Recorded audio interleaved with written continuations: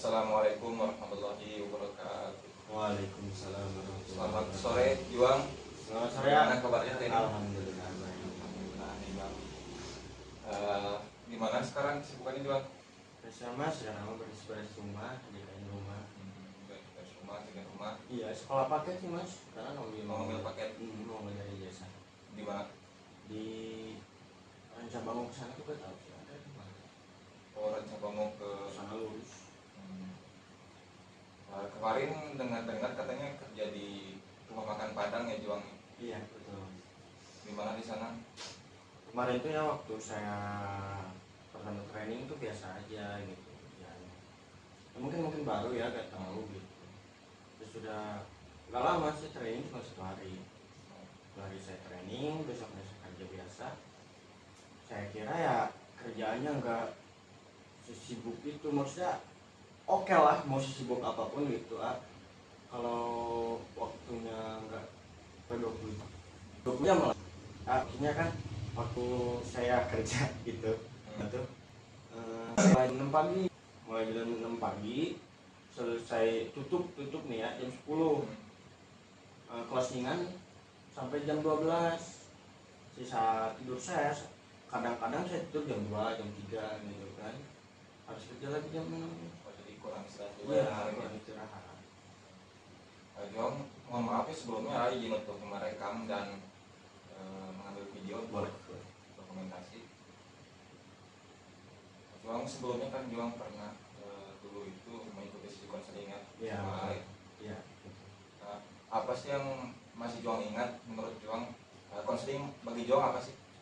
Menurut saya konseling itu bisa meredakan sesuatu yang tinggi. Ngerti gak ya mas? Ya, kalau saya tuh. Jadi saya bermaksud ingin mengikuti konseling lagi itu ingin meredakan apa yang saya rasakan sekarang gitu. Kalau yang dulu setelah konseling dirasa ada mendingan? Iya, agak mendingan. Soalnya waktu itu saya emang berat banget gitu buat ngelepas yang namanya ibu gitu kan ya, betapa beratnya saya gitu dulu. Alhamdulillah setelah mengikuti acara konseling agak mendingan. Sebelumnya izinkan untuk menjelaskan kembali ya terkait dengan apa itu konseling. Nah, jadi Juang, konseling ini adalah usaha membantu yang dilakukan oleh konselor untuk membantu kliennya dalam menyelesaikan permasalahan yang dialami oleh klien. Nah, di sini AA sebagai konselornya, Juang sebagai kliennya. Nanti kita akan berkolaborasi bersama, bekerjasama untuk menyelesaikan persoalan ataupun permasalahan yang dialami oleh Juang. Sehingga kita akan menemukan solusi melalui sesi wawancara. Juang, boleh diceritakan? Bentar ya. Insyaallah.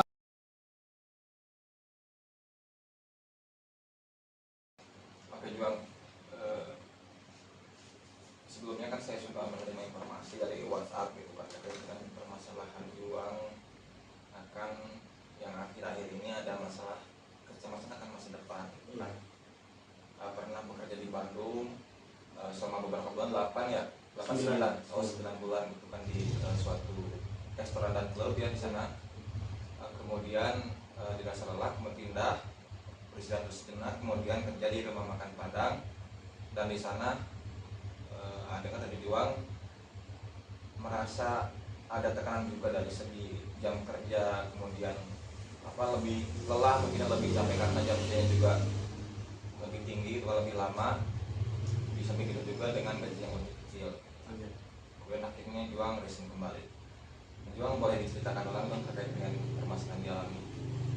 Permasalahan yang kami sekarang saya kayak gini ya. Kan ya mungkin kalau soal makan mah saya bisa nyari lah apa gitu kan, berpetualang gitu ya. Meskipun emang gak pegang duit banget juga gitu. Kan sepertinya ada orang kan kamu juga punya saudara tapi kan gak gitu juga gitu. Udah kerja ya malas sebenarnya ya. Mungkin kalau misalnya ada orang terus ngapain berhenti kerja, capek ya, semua juga capek ya emang, tapi ya gak ngaruh kesehatan juga gitu kan. Secapek-capeknya manusia sekuat-kuatnya manusia tapi ada capeknya gitu, ada titik lemahnya. Begitupun saya sekarang, saya merasa cemas, terus saya bingung gitu kan ya. Suatu saat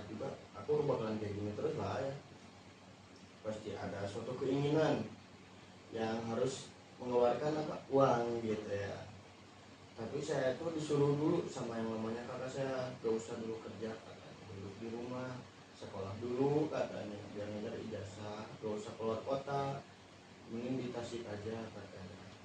Kerja di mana gitu. Dapur lagi gitu, cuma harus di SMA. Ya udah ikut-ikut aja. Yang itu cemasnya tuh bingung gitu ya, apakah saya harus mengikuti keinginan kakak saya terus berdiam diri di sini, sedangkan ya tidak ada penghasilan sedikit pun gitu ah. Itu bingung. Cuma kalau misalnya saya berangkat ke sana, pertama saya gak punya ongkos, yang kedua nggak ada dari saudara gitu, takutnya kalau saya kenapa-napa nanti dia mah gak nurut, takutnya kayak gitu kan. Berangkat ke Tangerang. Tangerang. Jadi sebelumnya kakak juga sudah menawarkan Juang untuk mengikuti paket ya, Iya. paket untuk melanjutkan ke jenjang SMA agar lebih mudah untuk mendapatkan pekerjaan.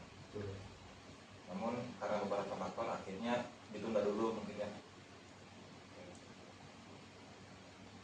Juang bisa diceritakan lebih detail terkait dengan kecemasannya itu seperti apa sih dan apa yang saja yang dirasakan gejala-gejalanya? Gejala yang saya rasakan itu terkadang ya ada nih anak-anak kan suka pada kesini ya, malah pada kesini gitu kan. Mereka pada bawa rokok lah, ada yang bawa nasi buat makan barang-barang di sini. Itu banyak berupa pasti happy ya bawaannya. Cuman saya tuh cuma semua saya mikirnya kayak gini. Pertama ya nggak langsung disantap, mikir lagi. Gimana nih orang tuanya? Mereka Mereka tahu gak bawa nasi ke rumah saya? Terus itulah yang saya cemaskan. Terus yang saya rasakan pas sudah makan itu gak merasa seperti biasa-biasanya gitu. Terkadang ngomong sendiri, banyak main itu sendiri buat nggak, kalau misalnya saya ngomong takutnya keceplosan apa gitu, gak mikir dua kali kan, takutnya kayak gitu.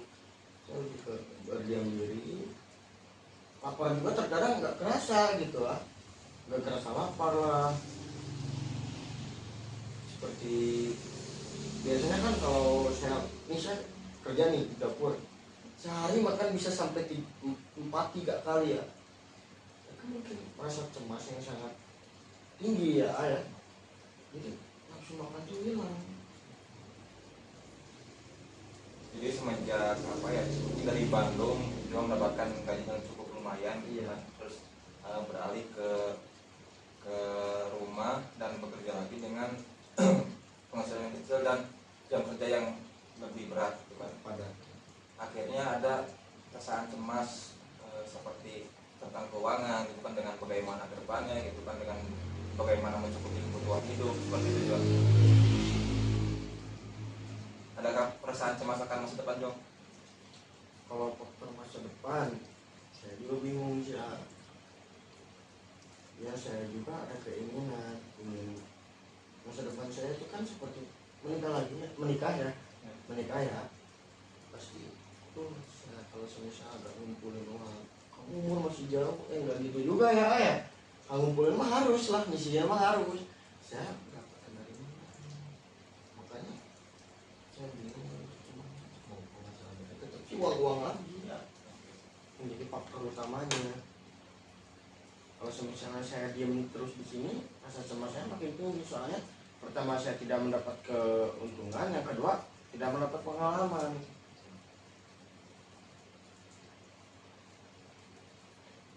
Apakah perasaan cemas tersebut dirasa mengganggu untuk kehidupan Jong sehari-hari? Mengganggu banget sih ah. Mengganggu soalnya cara berpikir saya menjadi terganggu. Mau kemana-mana kayak kemarin ngajak kesini. Enggak. Ibawannya kayak gitu mulu ah. Ke fisik terasa agak lemas gak kalau banyak pikiran, Jong? Iya lemes. Sampai lemas juga. Oke, Juang. Jadi ada perasaan cemas yang memang mengganggu juga pada aktivitas sehari-hari Juang. Nah, jika diskalakan dari 0 sampai 10, di mana 0 adalah kondisi terburuk, kondisi yang cukup down gitu kan, dan 10 adalah kondisi optimal, kondisi terbaik Juang. Nah, tepatnya saat ini Juang sedang berada di skala berapa? 0 ke 10, 10 3 sih. Soalnya misalnya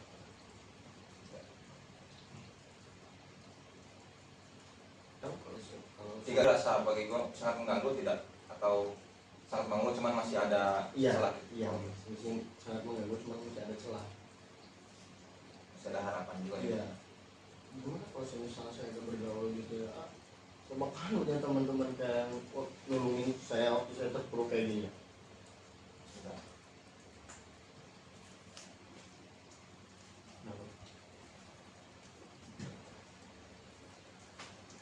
Berada di skala 3 dengan nilai yang cukup parah, namun masih ada harapan dengan adanya teman-teman. Harapan juang dari 0 sampai 10 berada di skala berapa setelah mengikuti sesi konseling sesi keempat nanti? Maksudnya gimana? Ya, harapan juang setelah mengikuti sesi konseling selesai, harapannya berada di skala berapa? Oh, cukup skala 8 aja. Berapa 8 juang?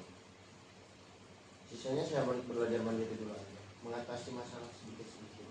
Oke, misalnya juang berusaha sendiri. Iya.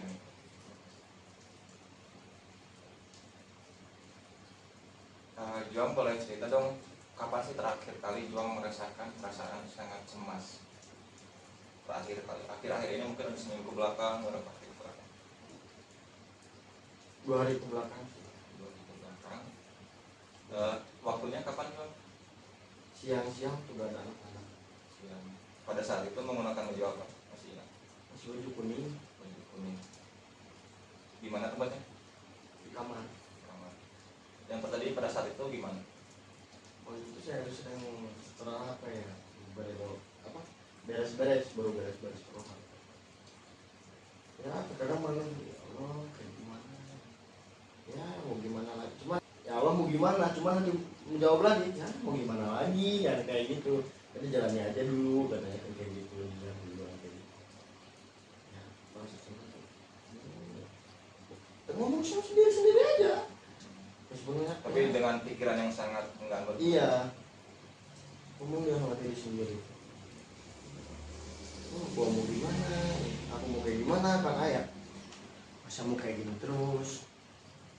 Dijawab lagi, ya sabar aja, ya nunggu takdir atau nunggu suatu rezeki gitu ya kan. Ya kan ditunggu juga katanya kayak gitu. Terkadang emang ada jawaban-jawaban dari hati sendiri gitu lah. Ya tunggunya ya gak diem juga, nunggu juga, kalian berusaha, bergeraklah sedikit-sedikit gitu ya. Cuman yang namanya gak ada support, dia belum punya motor ya bisa berangkat sini, tapi kan motor pakai bensin. Sekarang Juang boleh posisikan tubuh yang rileks sambil didepankan duduknya, boleh sambil megang bantal biar lebih nyaman. Oke, pejamkan mata. Dan AA akan mengulang kembali bagaimana terakhir kali Juang merasa sangat cemas pada saat itu di kamar beberapa hari yang lalu menggunakan baju berwarna kuning dan tepatnya di kamar ketika tidak ada teman-teman. Oke, tutup mata, tenang, rileks. Jika diibaratkan, tepatnya perasaan cemas tersebut berada di bagian tubuh yang mana Juang? Di sini udah Berbentuk atau tidak berbentuk? tidak berbentuk. Berwarna atau berwarna? Berwarna kayak Berwarna apa? merah gitu lah. Merah.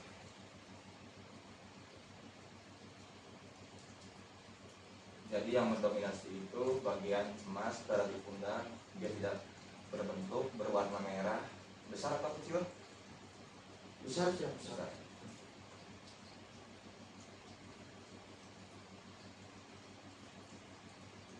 Sekarang saya akan mengkoneksikan Juang dengan masa lalu Juang di masa kecil. Pada saat itu dengan perasaan yang mungkin akan berkaitan dengan saat ini. Oke Juang, jadi terkoneksi. Pada saat itu siang atau malam? Siang. Sendiri atau banyak orang? Banyak orang. Di dalam ruangan atau di luar ruangan? Dalam. Pada saat itu usia berapa tahun Juang? 8. 8 tahun. Apa yang terjadi di sana? Saya masih bahagia banget waktu itu. Waktu itu saya waktu kecil sekolah ngaji, kepala kepala saya botak waktu itu. Tiba-tiba ingat loh, asli saya nggak pernah ingat. Tiba-tiba ingat waktu itu saya balik ngaji, kepala saya botak, pakai baju tidur. Pas datang pulang ngaji, ibu saya, kakak saya, nggak expect banget gitu ya. Pulang ngaji loh mas, saya gitu ya, pulang ngaji, dibukain pintu, disuruh pulang ngaji. Pada usia 8 tahun saat itu. 7 tahun 8 tahun ya.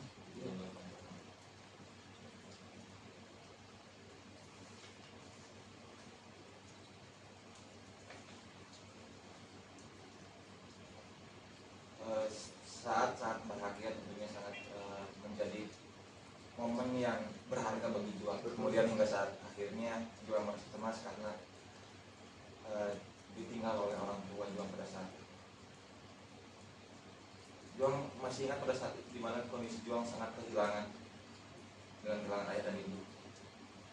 Terkoneksi Pertama, ya dengan perasaan yang cemas, gelisah. itu saya kehilangan seorang ayah dulu ya. Waktu saya kehilangan seorang ayah, saya tuh merasa bahwa itu tidak ada yang menjaga saya tuh kok gini ya, kayak biasanya gitu. Kalau misalnya waktu dulu ya mau main kemana-mana pun, mau apa-apapun, waktu masih ada orang ayah, saya enjoy gitu, biasa aja. Itu yang cuma apa yang sangat merasa kehilangan. Terus waktu seorang ibu, saya biasanya lapar dikit, malah minta uang, lapar dikit butuh ini, minta uang.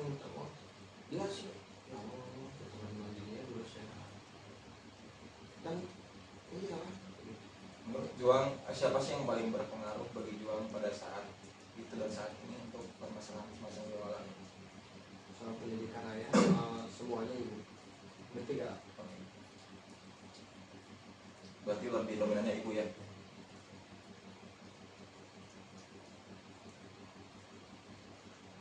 Juang ketika dulu pernah mengalami kebahagiaan ketika usia 8 tahun, ketika pada saat itu rambut Juang dicukur botak dan datang ke rumah setelah selesai ngaji, kemudian disambut dengan keluarga, kakak, teteh, kemudian yang lainnya menyambut Juang dengan kue ulang tahun.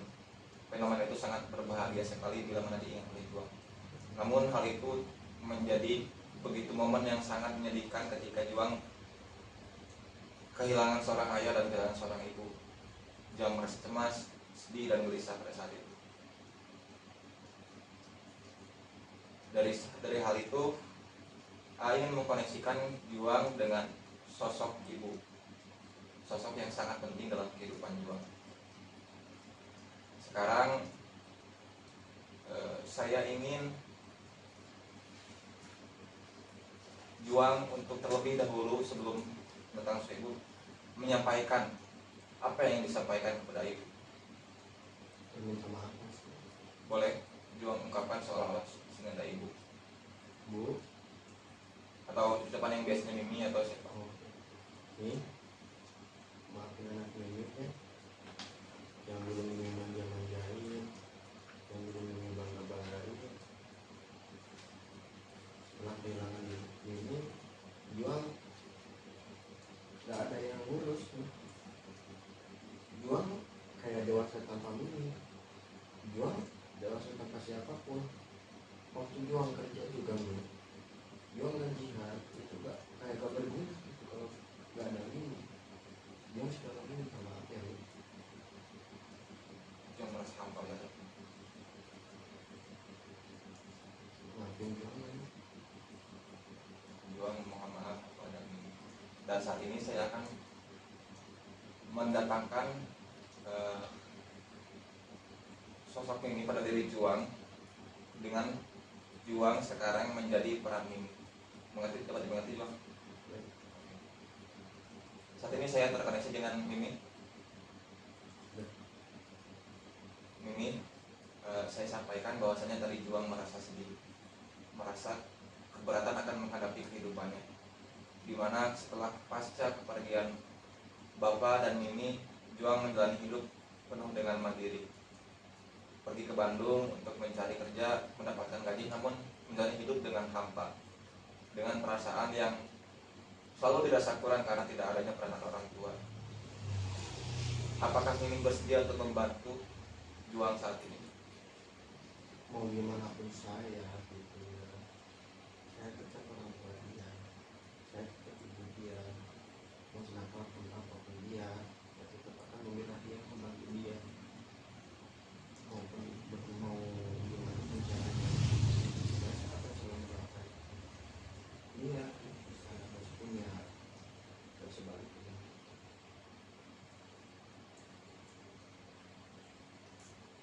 Mimin akan selalu mendoakan dan selalu mendukung untuk Mimin baik juang.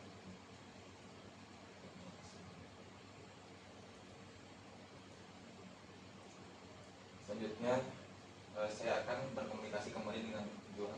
Apakah berkomunikasi dengan Juang? Juang, tadi saya sudah menyampaikan kepada Mimin tentang keputusan Juang. Kemudian Mimin juga berharap hal yang positif. Mimin di sana selalu mendukung Juang, mendoakan Juang walaupun tidak sebaiknya, bahkan selalu menerima Juang dalam keadaan apapun.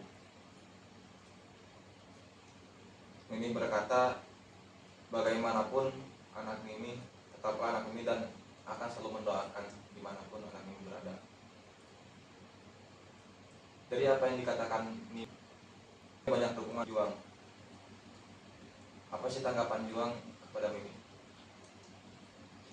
Ingin dijawab apa? Bila mana ada Mimin dan Juang akan menjawab apa? Sangat berterima kasih. Tidak apapun dengan apapun, saya dengan doa dan Al-Quran. Cuma atau sebenarnya saya berterima kasih terhadap lingkungan yang seperti ini. Saya juga terkadang sih ingin banget kembali ke masa yang mana aku dulu di pondok, mana aku dulu yang emang seperti udahlah dia aja di pondok gitu, ngambil aja ke Ustaz, gak usah kerja aja nggak bisa hidup ya Ustaz. Dan saya menjadi untuk kebanggaan diri ya, semoga gitu. Sangat berterima kasih dan sama berdoa untuk ibu saya yang ada di sana. Saya belum bisa membagi dia, saya belum bisa bawa dia kemana-mana. Ini mereka melihat di sosial media ketika seorang anak membawa seorang ibu ke suatu tempat yang mewah gitu. Gini nih, ngomongnya Bu, mau beli apa? Bu, mau apa? Minum apa? Makan apa? Mau barang apa? Pengen banget kayak gitu. Sekarang saya ingin mengkoneksikan kembali kepada Mimin. Apakah berada Mimin di sana? Oke. Mimin, tadi Juang menyampaikan bahwasannya Juang ingin sekali membahagiakan Mimin. Namun karena waktu yang menjadi takdir, Mimin pulang terlebih dahulu. Akhirnya Juang tidak bisa mewujudkan keinginannya untuk membahagiakan Mimin, memberikan apa yang Mimin mau, mengajak Mimin ke tempat-tempat yang Mimin mau, dan memberikan yang terbaik untuk Mimin. Apakah Mimin memaafkan Juang? Sebelum dia berkata seperti itu, sudah memaafkan dia. Bukan gimana pun, ya udahlah, saya nggak butuh gitu. Hal-hal seperti itu yang saya butuhkan saat ini itu adalah apa? Sebuah ayat-ayat Al-Quran, sebuah doa dari seorang anak yang ini manalah buktinya gitu. Kalau emang benar-benar sayang sama Mimi, doain, gak usah mewah-mewah kayak gitu, cukup doa-doa aja. Saya butuh doa dari anak yang soleh. Mimin, adakah motivasi untuk Juang yang saat ini sedang cemas? Adakah kata-kata untuk Juang atau motivasi yang mungkin bisa menjadi penyemangat dan penguat Juang dalam jalan hidup sendiri? Mau terpuruk apapun dia, mau apapun dia, mau lagi sedih, lagi bahagia, jangan lupa ibadah, jangan lupa sholat, jangan lupa ngaji. Itu kunci dalam semua hal. Soli usaha, jangan diam itu senang, nggak bisa kayak gitu. Terima kasih Mimi. Selanjutnya saya akan kembali ke Juang. Jadi Mimi menyampaikan bahwa Mimi sudah memaafkan kesalahan Juang dan Mimi memahami akan keinginan Juang untuk membahagiakan Mimi. Namun yang Mimi butuhkan saat ini adalah doa dan perbuatan soleh yang diharapkan mampu dijalankan oleh Juang. Apakah Juang dapat memahami? Sangat saya pahami. Sebelum dia meninggal juga, dia sering berkata seperti itu, doa buat orang tua yang ada biar diberikan kayak gitu dia. Saya juga pengen banget gitu ngobrol semua itu dengan saya balik ke pondok. Bukannya saya gengsi, bukannya saya apa-apa gitu Pak. Saya masih perlu malu waktu itu saya udah ngecewain sama pondok. Maka saya dibuang di pondok itu sakit Allah. Juang, boleh buka mata perlahan-lahan.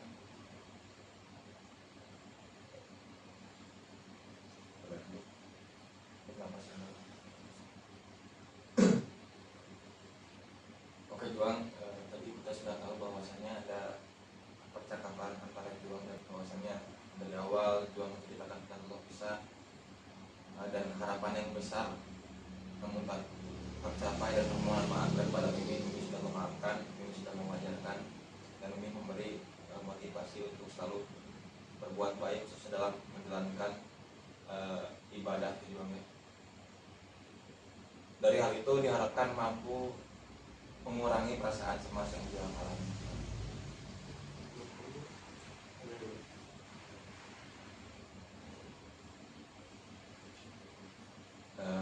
Dari yang sudah tadi dilakukan, bisakah Juang merangkum dari apa yang tadi dipercakapkan antara Juang dan ini?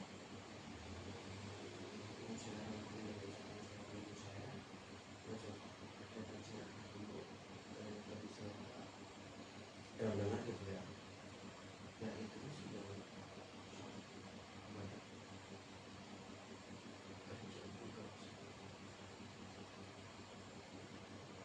Sekarang udah ada relax Juang. Ada lagi mungkin perasaan negatif yang biasa atau sudah begini? agak ini Perasaan cemas. iya kayak kalau itu sih saya kan sudah dipendam ya. Iya. Kalau udah jadi keluarin semua gitu yang saya rasakan. Jadi lebih tersaplong. Iya. Udah tergambarkan untuk kedepannya seperti apa? Iya.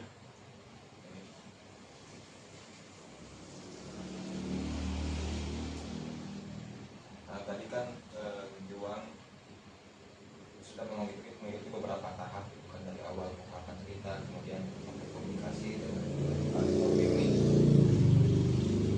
Sebelumnya Juang berada di skala 3, di mana kondisi pada saat itu sangat parah, namun masih ada teman dan masih ada harapan karena masih ada orang-orang yang tentunya mensupport Juang. Iya. Nah, untuk saat ini dari tadi skala 3 gitu, sekarang tepatnya Juang berada di skala berapa? 5. Peningkatan yang cukup signifikan ya Juang. Iya. Dari 3 ke 5. Ya ini ya saya setiap teman-teman udah gak kuat larinya ke jalan kemana-mana gitu. Sekarang saya dengan posisi sadar, posisi saya lagi lewat gak mikirin apa lagi, emang yang ada di otak dipongin aja semuanya keluarin. Alhamdulillah Juang jadi sudah naik 2 skala dari 3 ke 5. Tentunya diharapkan mampu memberikan rasa nyaman untuk Juang, rasa bahagia, melepaskan perasaan cemas secara perlahan. Namun saran dari saya, Juang tetap menjaga kebiasaan-kebiasaan positif dan menjalankan sebagaimana yang tadi telah disampaikan. Dapat dipahami Juang? Juang, alhamdulillah mungkin untuk sesi konseling pertama pada saat ini dicukupkan sampai sekian. Mohon maaf apabila ada